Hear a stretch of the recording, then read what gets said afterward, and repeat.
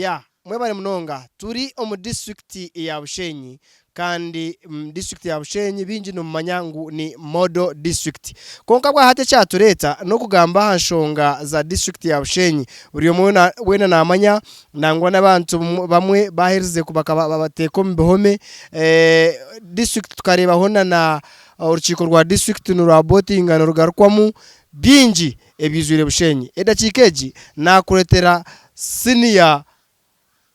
nimbasa kumweta stakeholder kandi senior journalist nanga shona kweta veteran owestinisa Pearson Mugizi okutubasa kutugambira ahanshonga zikwatagirina na Bushenyi nice kikuzireta kandi zibasa kuhozita owestinisa Pearson nakwakira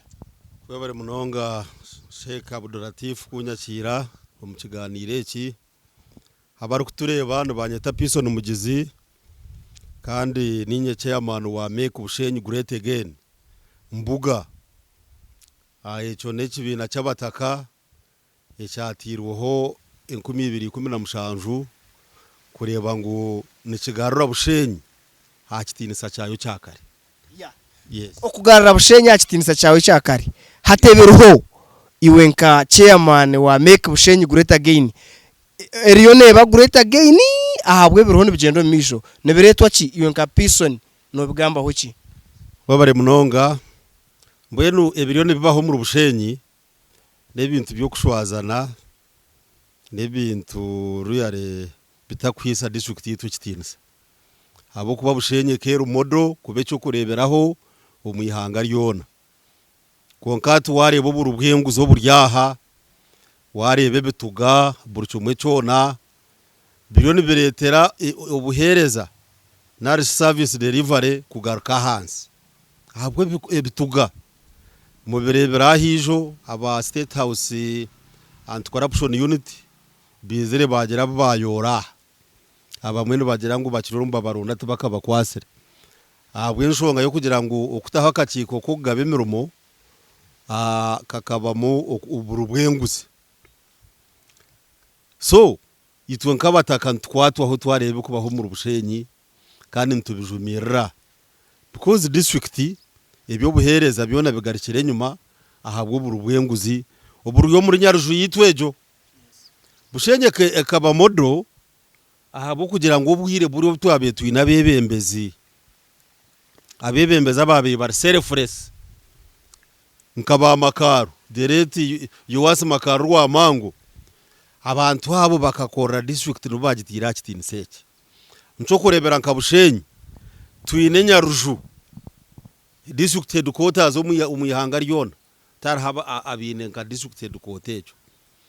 abebembezo bwire bwa dereti makaru may his soul rest in eternal peace buri Bushenyi akana muyahe 12 omyaka I think 4 years bayombekejo Nyaruju bwirobwe bakajombekesa 2 billion uburumya mpambushoro nahe 12 abebembezo bwirobwe kunojyangu tukatwine nkabahati nejo Nyaruju keta kuzaho abo ko abashaba kandi bakora bino mutuma gwo kutungura ensi yabo no batachiri yantu basima no batachiro because hatu wareba umuntu ngo ari kuza kutunga umurumo mbamutujisa na nabo kuzaho kuzakakiko kubaba commissioner nabone benda ngo mushato umuntu yija ngo naza kuba chairman wa service commission akahereza ogumudidugu mpi ho guturire naza gwihayi ncuba ncumanyisa ngo aba bari yo naza kuhereza emirumo baza kuba mbabashashuze ijo atube twahurire nahe kufa umu education sector kugira ngo abashomesa kuba kuza kumuhumurumo aho ekitongore cyo byobwegese na naba service commission ngo nubabiya himpia turire kuba kuza kupostinga abashomesa kuba transfers nubabiya himpia so ubo bucafu bwobona Bushenyi ntwenda tuyimuke nkabataka turengu twabweyerra bwabo kandi kikuretecho umuntu ekateka yanje yes ecukanye sebe no kugira ngo ubwebembezi ruyare aho mu Bushenyi tugizeremo leadership challenges na gaps nyingi mu byo bwebembezi quality yabebembeza batkutunga kandi tucyo abanyankore bacwerefu mu ngwefire twe bagwetyo korte yabebembeza butukutunga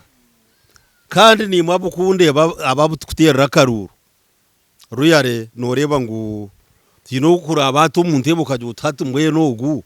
kakwika munaza kugira yatusya because umuntu kuza kuba mwebembezi oshemiye kuba yine cyo kukizaho abandi oshemiye kuba yine a person of high integrity hatristo bashemiye kuba yine kiba kureberaho ko katu washanga abebembezi ubona bo kurondwa abamwene ba ma track record yabo tunungi kakuzo mu office ngaba gatyo kandi abo tureke kukirebera arivo yabushenyi yonka corruption umuyihango mu yetekere musheke yabire nka kansa nugamba hanga ubushenyi corruption yarenga konka waza kwetura Uganda yona nukwekere mbwenu egi government yarwangisiriza nkabe ningira ngo etamani umukurwanisa uburubwenguzi obushomankuzi because egi corruption yitwinaha mbwenu nubageta patronage corruption kwereza ibere ababarubenguzi niye bakikira bibero ahabo kuba government arubwo umuyebembezi wihanga akagera ngo ababebembezi wabataha munonga babashumankuzi hino kuba kubasa kuteganisi ihanga baturebereho bamwe babakwata kanosha yibiberete barubahi kashi babakwasire bihenderire kabarya iwarangu babakwata ukajeje karubaragayo yijwa mukarangu hina babakwasire za mitoma bakamarebero biga bagarukire na nabayuiraha urode katuri hant kantunywa nabo cyayi so tugire ngo kizubu nikiha tureba bagezaho kukwata konka barekura hata kizubu government ukurwana sengu zitekutire mani ahabo kuba bo bakatuta politics ekikuru wota kuteganisa kuri entebeje y'abakuru nco kurebera ababo kwenda kuhakanisa establishment ya government mbabasa kutaho mukono gw'ecyomo kuchera oriya arukuriye nguzi hati nko gufoma IGG muramu witu betkamya narga akija ya leta nkora ya lifestyle audit president yamugira ati gireke hata abantu babeni biba bainvestinga aha hati waza kubamagira baza kuinvestinga hero echo yakireka echo cyo cyabenjija kutuyamba munonga because hati wo sheka buduratifu kure no ukora TV West ukwezi no ukora miliyoni emwe n'emitwaro 9 tukahurira ngo uguzire siko ya mayiri 5 zitaka tukarangora no yombeka Kampala wa kagorofa 10 za billion zi ona tushemeye kwebuza ngo sente no ziyayi hati ejo lifestyle audit kono janga government kagitekinga up ikanisha kutuyamba abushumankuze because roshanga umuntu nakora ubwa karani nakore mitwaro 20 hakira boheza nankeze zangere za sino tracker hangu hazejo ne yori ya karani hati wo yebuza habwa kibata ku mucyondoza kagamba hayihire senteso so government ruyare ereke kwereza ibere ababari benguze nangwa nakamya no yijuka ariho bwagera ati nanuko mu maheho kwe hine bitarije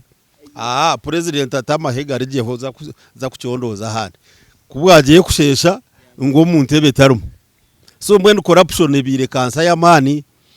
nani imwe parliament abarkundeba mugire cyumwakoraho can you deliberate can we have the laws working because hati nkebe bibiri yabushenye nabo noyebuza ona sho state house erazo mu rubuci kimwe yes ntusima president agamana gakutaho kurwanise nguzi konka at office ya IGG ayitugerira muri yebe byabushenyi kantaka muhurira IGG yarya police erai because IGG na police nuba kubeno bataho muri yebe bintu bya corruption so I think the state house neza kubova hwerumuti te kweja kuzaha mishango burucumwe cyona ayicerabe nabwe ninjira ngo ubuhabuzo bukwereza government tugere institutions za government zikora kutuwe twine IGG na establishment ye bazo mukurwanise burubwenguze because hati they babire nka baba nka bakirerese nabo hati iwe IGG nke byone burubwenguze buri yatira yizere untura ngo hari state house so ninjira ngo government etemwa amani omukurwana senguzi kandi yitwa abanyabushenyi nkabataka meko bushenyi gurete again turebe ngo okurwana senguzi twayetera mwengaro kandi okurye nguzi imumureke kureba ababasha bebituka ate nkoro kweri n'umuntu arikwenda kugira iki yatungo mu office nayagambira officer ati ninja kweki nkoreke so corruption is a two way the giver nawe oguwahereza na washemeye kuba karpepo na nogo wayakira bombiri so tureke kucureba as one way so it's a two way kandi okumanya ngo burubwenguzi mbwe n'ubutekera musheke nanoriya n'umuntu nahata mushabire kituga we nayaye gambira to ninja ati ninja kweke bahaseti ati ni wonkoreke so nanimwe abebembeze b'amadini abamakanisa abemizigiti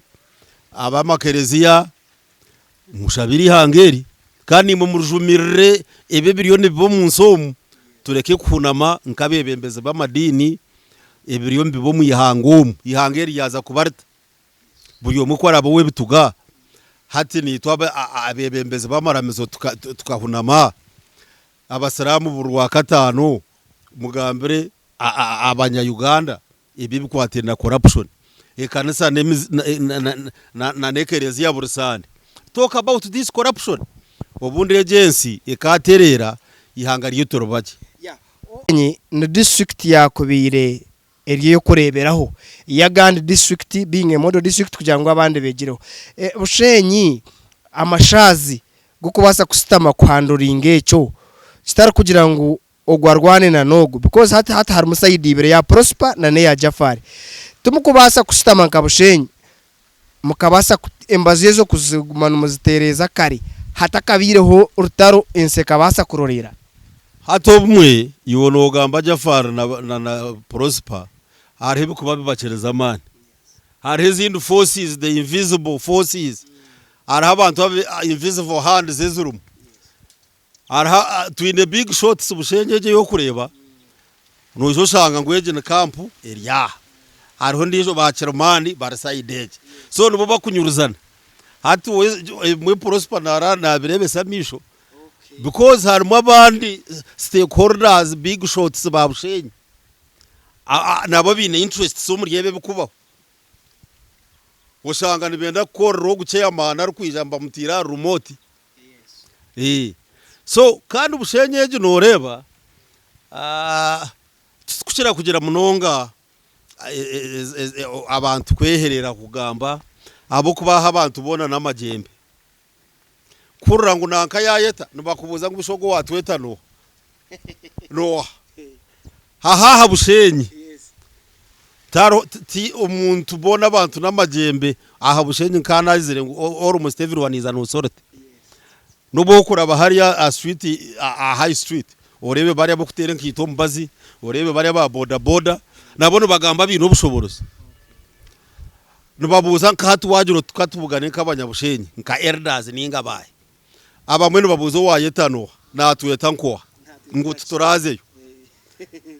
so ngoko nabe mpura shema kegera nka elders nkaba makaru barwihangwe makaru kuyabajata abanyashema tushanga n'ikibingo abantu bona bazayo konkitwa bushenyi